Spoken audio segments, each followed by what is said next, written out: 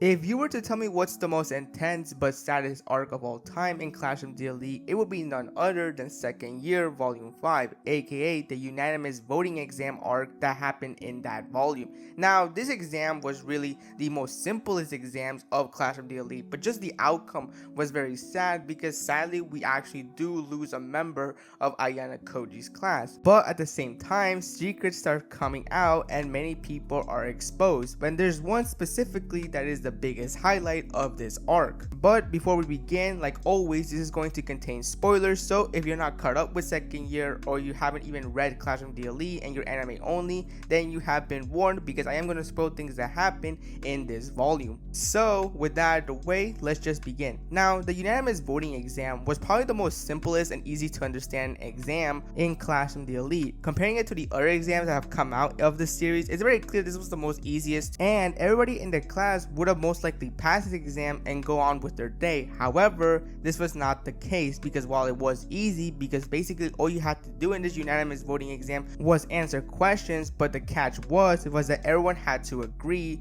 with the decision. Basically, if the teacher was to ask you a question with a yes or no, everybody in the entire class will have to come up with an agreement to either pick a yes or no. And the thing is as well is the fact that everyone had to pick the same answer. Let's just say, for example, like 99% of the class picked yes, but that 1% picked no. Well, they wouldn't go on to the next question because everyone has to pick the same answer. And also something worth mentioning is that this is unanimous, so basically everyone is anonymous. You don't know who picked what answer, and most likely the reason why they did this was because so that no one gets bullied or gets picked on for choosing that answer that they chose. So yeah, very simple instructions and not that difficult to understand, and it's very clear that if done right, this test was going to be very easy to finish. But despite how easy it seemed the test to be, of course Horikita's class still wanted to make a strategy just in case, and here is where somebody decides to give their idea of a strategy, and this is none other than Kushida. Kushida is the one to tell the class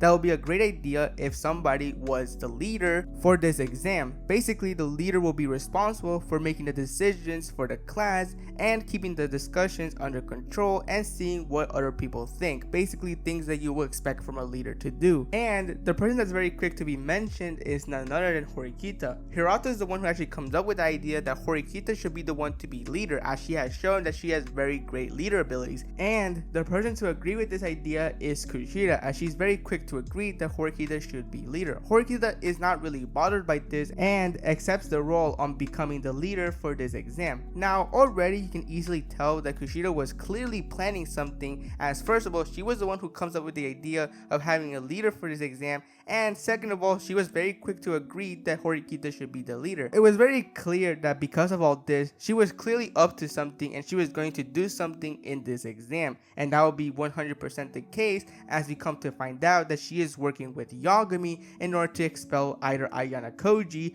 or Horikita during this exam. When she is having her meeting with Yagami, Yagami is very quick to say how while this exam isn't really anything hard and it's probably a very simple exam, there is probably going to be a question that involves expelling a student from the class. And this is where we come to find out that the strategy that Yagami told Kushida to do was just to simply agree with everything the leader tells them to do. It's very clear that because of this, there's a reason why Kushida was very quick to make Horikita the leader. It's because she is wanting to make sure that if anything were to happen, then Horikita will be the one held responsible, since she's the one in charge of keeping everything under control. And if something were to happen, then all she will have to do was just convince the class to expel Horikita, since mostly everyone in the class will have the mindset that since Horikita is the leader, she should take responsibility for anything that's about to happen.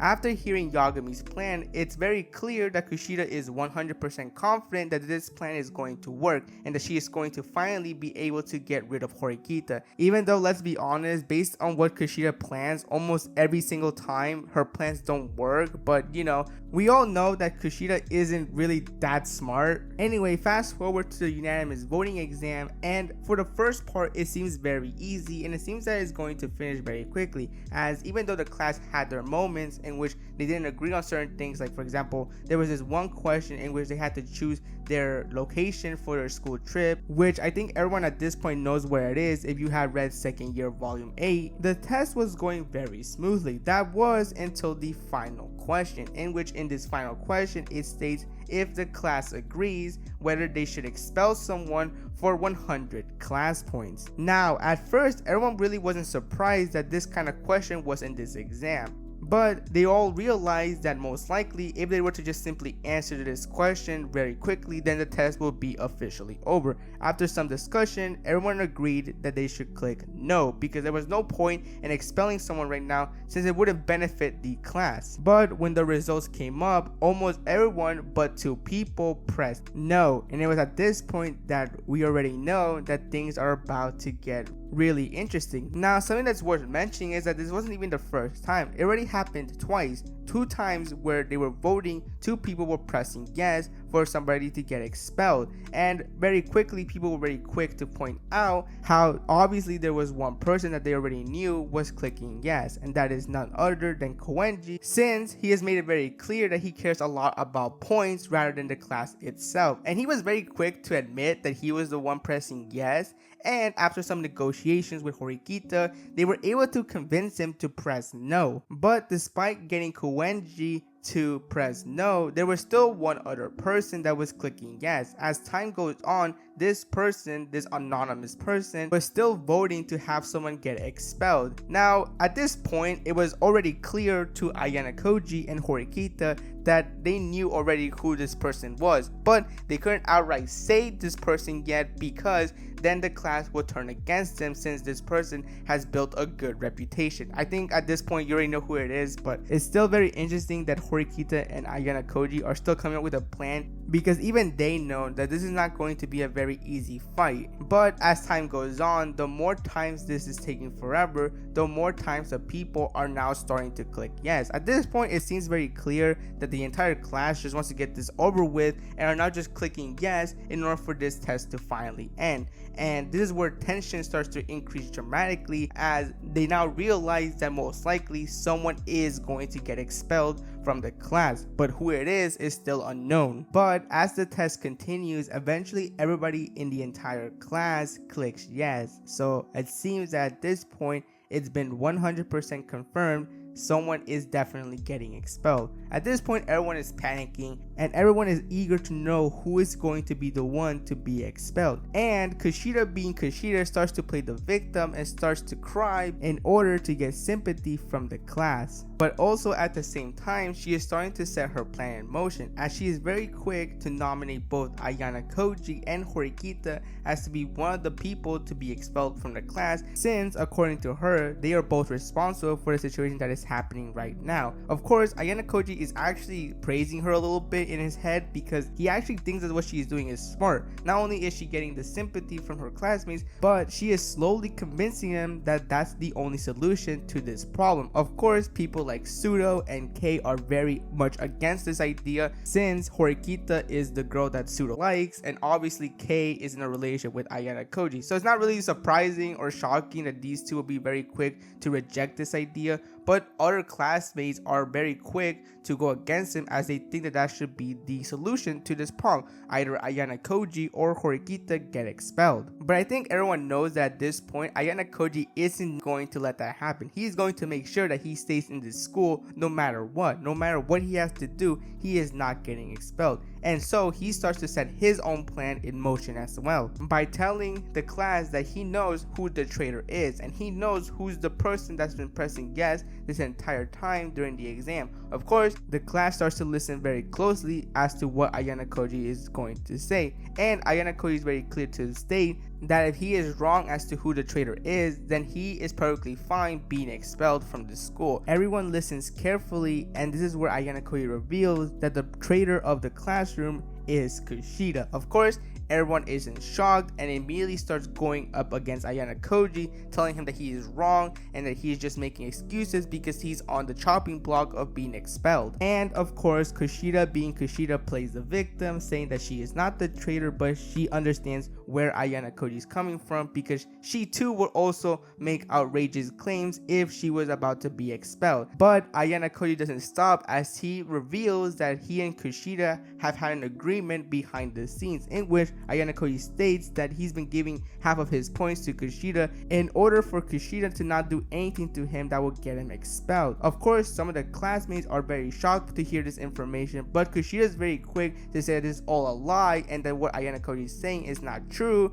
and that she would never do anything like that. But Ayana Koji says how he recorded the entire agreement in his phone. At first, Kushida isn't bothered by this, but very quickly she starts to see what Ayana Koji is doing. In the beginning, she thought that since they're taking a test, students weren't allowed to use their phones. However, Ayana Koji states that while yes, the students aren't allowed to use their phones, he could just simply ask Chabashira, their teacher, to put out the recording that he recorded on his phone of the agreement that he had with Kushida, because as long as the teacher is perfectly fine with it, then it's not really breaking the rules. At this point, Kushida starts to really realize that her plan is completely crumbling, but still hoping that her plan does work, she finally tells the thing that she's been holding on to this entire time.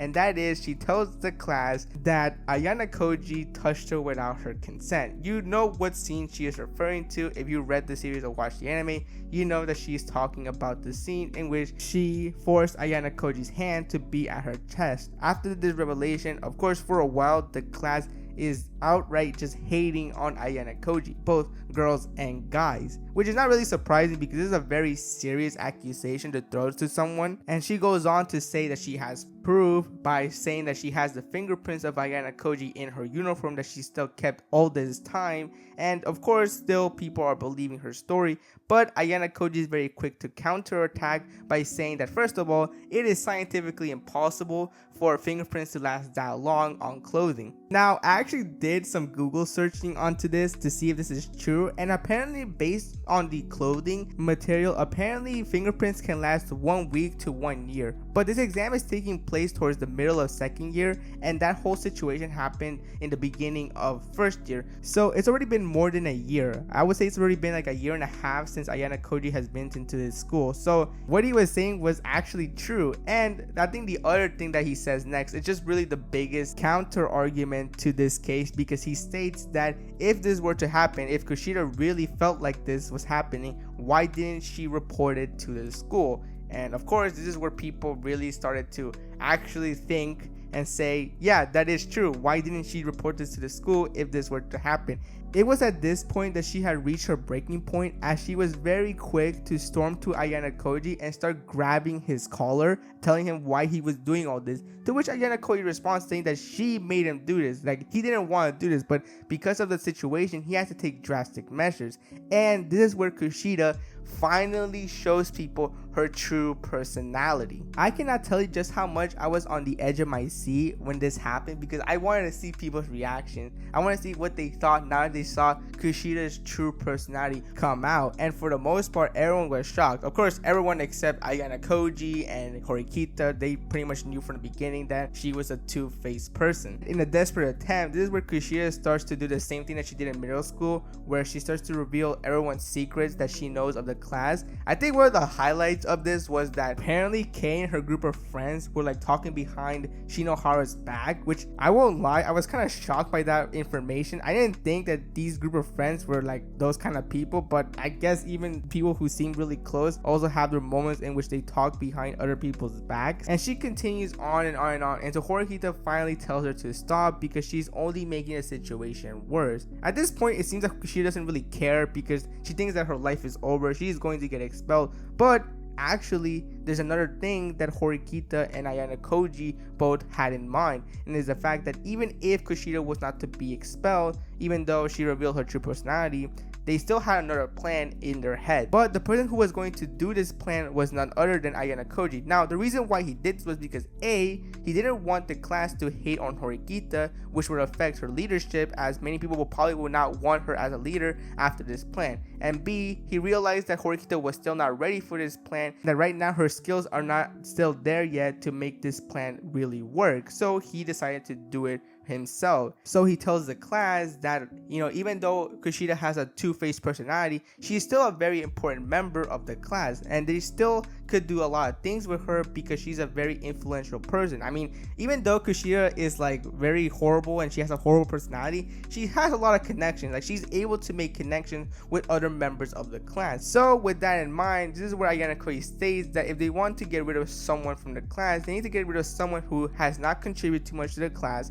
hasn't improved one bit, and are going to be slowing down the class in the near future. And he says how he already has one person in mind that fits that criteria, and he names Sakura. Now immediately Hasabe was very quick to ask Ayana Koji what is he even thinking, and at this point it made me realize that the Ayana Koji group was over. There's no way this is not going to affect their group. But anyways, continue on. Ayana Koji says that it should be Sakura to be the one expelled. Of course, no matter how many times Hasabe tried to fight back against this, it seems that Sakura already knew her fate, as she was willing to do that. She was willing to be the one to be expelled from the school.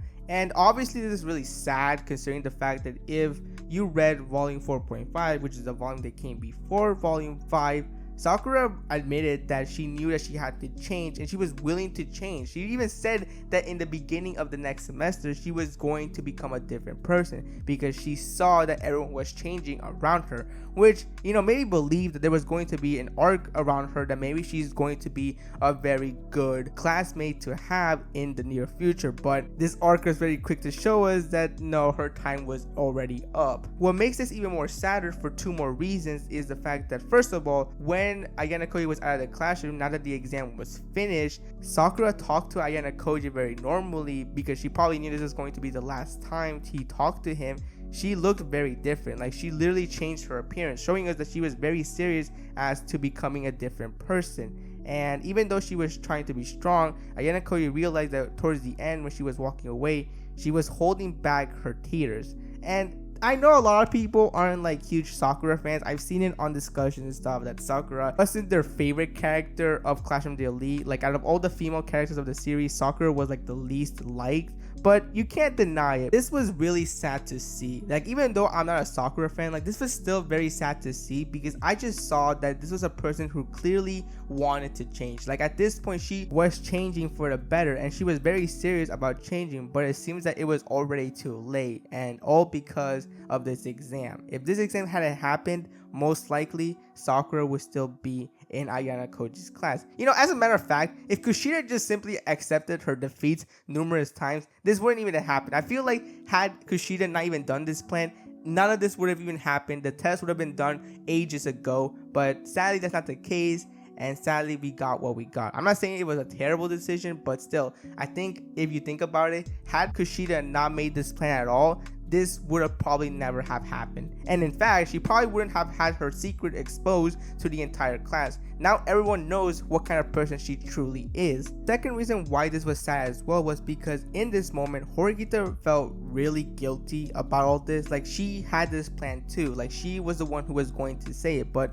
Ayana Koji was the one who said it. And the reason why she wanted to say it was because she knew that if he were to say it, this would affect his friendship with Hasabe, Akito, and Yukimura. So she was doing it for Ayana Koji, which is really great character development, remind you. Like, she really was looking out for Ayana Koji. She did want Ayana Koji to still have his friends. But after all this, she literally apologized to Ayana Koji for what happened. Like, let's be honest, if this was the old Horikita, she wouldn't have done this. But because she has gotten so much good character development, she literally felt so guilty that she thought she had to apologize to Ayana Koji. Now, of course, Ayana Koji didn't really seem to be bothered by this because it's just typical of Ayana Koji's behavior. Like, we all know his personality and how he truly feels about certain things. There's been a lot of highlights in this arc, and I'm pretty sure everyone could make a whole discussion as to which is the biggest moment in this arc, but I think really overall this arc is not only the most intense but also the most saddest because of everything that has happened. Like I said before, I was literally on the edge of my seat when reading this arc. I know I didn't talk about the other classes and what happens in their unanimous voting exams, but to be fair, I think Ayana Koji's exam was just the most interesting. But if you are curious what happened with the other classes, I'll just break it down very easily. Ichinose and Ryuen both decided to keep everyone in their class, whereas Sakinagi, showing us once again that she's a very dangerous individual, decided to expel one of Kanzaki's right-hand man, showing us that she is definitely going to still be the leader of Class A, and she has no intentions of changing whatsoever. So yeah, once again, showing us that Sakinagi is somebody that you should not be enemies with. And yeah, overall, that's pretty much the entire arc. I really enjoyed this one. This is probably the one that I will never forget in the Classroom Delete series. I don't know if there's going to be ever an arc that's going to be this intense or sad, but who knows, we might get one in the near future. That's how unpredictable Classroom Delete is. Maybe in the last remaining of second year, or we might get one during third year. Who really knows? And with that, that's pretty much my entire video. I hope you enjoyed it, and I'll see you next time.